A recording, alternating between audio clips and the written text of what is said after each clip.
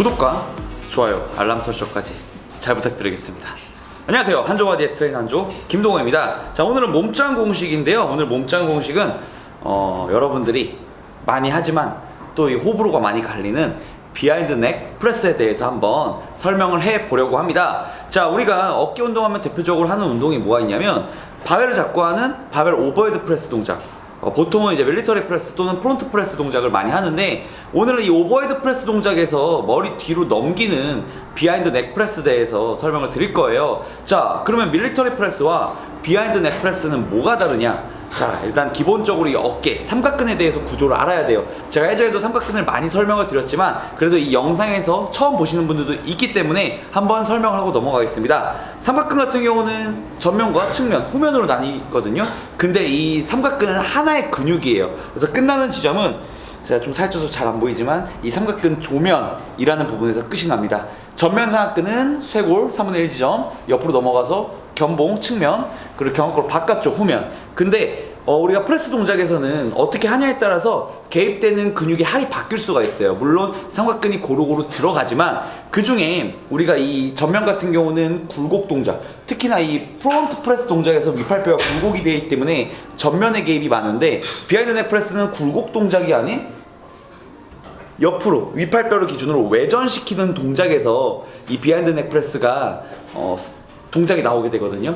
근데 이 외전 동작에서는 측면 삼각근의 개입이 큽니다. 그렇다고 해서 전면 삼각근에 개입이 없다는 건 아니에요. 어깨는 이 하나의 근육이고 입체적인 근육이고 여러 가지 기능을 갖고 있지만 그래도 대부분이 같이 참여를 하기 때문에, 근데 이 외전 동작이 강한 비하인드 넥 프레스에서는 측면이 크기 때문에 우리가 어깨뽕을 잡는다고 하신다면 이 비하인드 넥 프레스 동작을 이 레터럴 레이즈 동작과 좀 동일하게 보시면 되는데, 레터럴 레이즈 동작은 단일 관절 운동이기 때문에 부하를 크게 걸기가 어려워요. 그래서 다관절 운동인 비하인드 넥 프레스 동작은 비교적 측면 삼각근을 강력하게 자극할 수 있는 동작이라고 보시면 됩니다. 자, 그런데 왜 호불호가 크냐?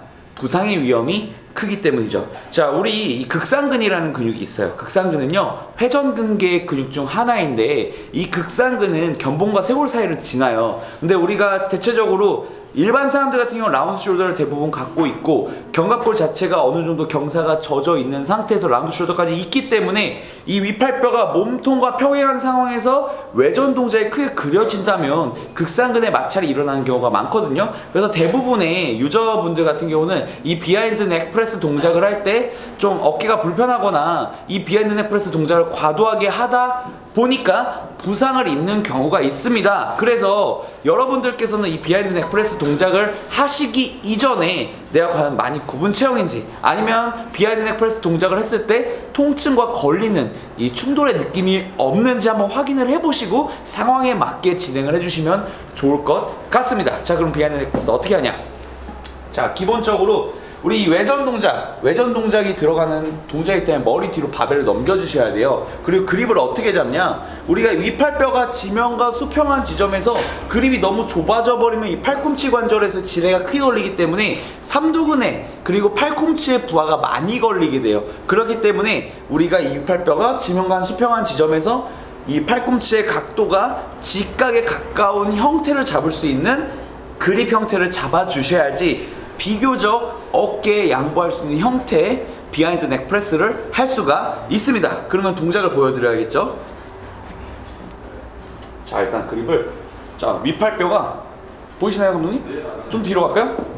보이시죠? 예. 위팔뼈가 지면과 이제 수평한 지점에서 팔꿈치 각도가 90도 내외인 동작, 가까운 동작을 마저 잡을 거고, 일단 머리 위로 올릴 거예요. 그리고 이 견봉, 측면 삼각근의 시작점은 견봉이기 때문에 이게 막 흔들려서 으쓱으쓱하는 동작이 나타난다면 삼각근의 시작 지점이 움직이기 때문에 효율적인 근수축을 이룰 수가 없습니다. 그래서 가슴 내밀고 어깨를 살짝 눌러줄 거예요. 그 상태에서 살짝 고개를 숙이면서 머리 뒤로 보내주시면 됩니다. 자, 그대로 너무 많이 내리면 또 부상의 위험이 있으니까 상황에 맞게 가동 범위가 나오시는 분들은 내셔도 되지만 안 나오시는 분들은 소극적으로 하시면 돼요. 적어도 위팔뼈가 지면과 수평한 지점보다 조금 더 내려갈 수 있게끔 그대로 어깨 누른 상태로 프레스 프레스 프레스 프레스 자, 5개만 더 해볼게요. 하나, 둘, 견갑골 누르고, 셋, 넷, 오케이, 그만. 자, 지금 보셔서 아시겠지만 옆모습을 보자면 이런 동작이 나와요. 프론트 프레스는 이런 동작. 그래서 굴곡과 이 외전의 동작은 확연히 다르기 때문에 비하인드 넥 프레스에서는 비교적 측면에 대한 개입이 큰 운동이라고 보시면 됩니다. 그래서 이 운동을 하시기 전에는 확실하게 이 프론트 프레스와 비하인드 넥 프레스에 대한 차이점을 확실하게 인지를 하시고 내 가동 범위가 얼마만큼 나오는지, 어깨가 아픈지 안 아픈지 상황에 맞게, 목적에 맞게 운동을 접근하시면 좋을 것 같습니다. 자, 부상의 위험이 높지만 그래도 이 삼각근 하나로 보자면 효율성이 상당히 높은 운동이기 때문에 침이 나오네요. 그래서 여러분들께서도 이 비하인드 넥 프레스가 잘 되시는 분들은 한번 부상의 위험에 너무 노출되지 않게끔 진행을 하시면서 이 어깨를 좀 더 입체적으로 만드시는 게 어떨까요? 이상 한조바디의 트레이너 한조였고요. 오늘은 몸짱 공식, 위험한 운동이지만 효율적인 운동 비하인드 넥 프레스였습니다. 감사합니다.